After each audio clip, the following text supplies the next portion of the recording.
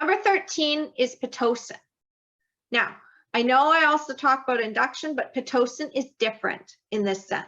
Okay, I'm talking about you've already started your labor. You've already gone to the hospital. Maybe your labor has slowed down. And now you're being given that dreaded failure to progress diagnosis from the maternity care system because they are all about efficiency. And your labor is not efficient. It is not following what they want in the textbooks. So what do they suggest? They suggest to slip a little bit of drugs into your system to get labor going and pick it back up. This can also happen if you're having an epidural, but of course that is not a natural birth. Now you've already introduced an intervention that is going to interfere with your birth. So again, when you are interfering with your physiological process with drugs or with any kind of interference on the outside, unsupportive people, or fear is getting in the way, that's when birth starts to slow down. Because what your body is signaling is saying, hey, it's not safe right now. We need to slow things down. We need to protect this baby and protect this mom, and it's just not safe. So your body will naturally shut things down or slow things down. And your care provider, of course, is looking at efficiency, and they're thinking we need to slip Pitocin. But Pitocin completely hijacks the physiological birth process. Now you're basically taking a brick, putting it on a gas pedal and expecting the car to get to the right destination. It's not going to work. It's going to be harder on your body. It's going to be harder on your baby. You're going to end up needing more pain medication than if you were following the physiological process. You may not get a break. Sometimes these contractions are one on top of the other.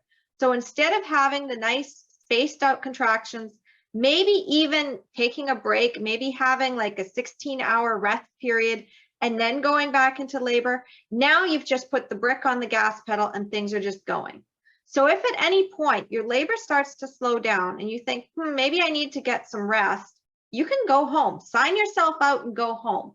Or tell them that you don't want to go to the hospital yet and you're just going to stay where you are at. Even if you're planning a home birth, sometimes if you slow down, your midwife may be thinking that you need to speed things up because remember, she's in the system and they have their own protocols that if she doesn't follow that, she could get in trouble. And this is what happened with my birth with my daughter, is labor slowed down for me. If I had been in the hospital, they would have been pushing Pitocin. Because I wasn't in the hospital, my midwife said that we may need to transfer because labor was not progressing. Instead of that, I sent the midwife home and then I got my rest and then things picked up again and then labor was fine. Another thing is if your contractions are irregular, if they don't follow a pattern, as a doula, I've actually witnessed my clients and they don't always follow a pattern. Sometimes their contractions are very spaced out. This is especially true, I've noticed, with VBAC. Some VBAC moms, they end up having spaced out contractions. Others, they have a labor that's kind of slow to start and then it slowly progresses and then it gets intense and then the baby's out. Your body knows what it's doing and it's going to work the way that it needs to allow you that time, that rest, whatever it needs. It's going to happen that way. And it's not always going to go the way that the textbook expects it to be, because the textbook is a very narrow definition that was made by a man who had absolutely no concept of what a physiological birth actually was and basically thought that we were defective machines that needed to be controlled and handled and manipulated and fixed and all this nonsense because we weren't efficient at birthing. The truth is that the system itself was just really freaking impatient and didn't understand what they were actually messing with. So Pitocin, bad. Big, big natural birth trap, okay? When your labor is slowing down, you do not want to just introduce Pitocin. There's no reason to do that. You are just being signaled to take a break and let your baby take a break. And that's all you need to do.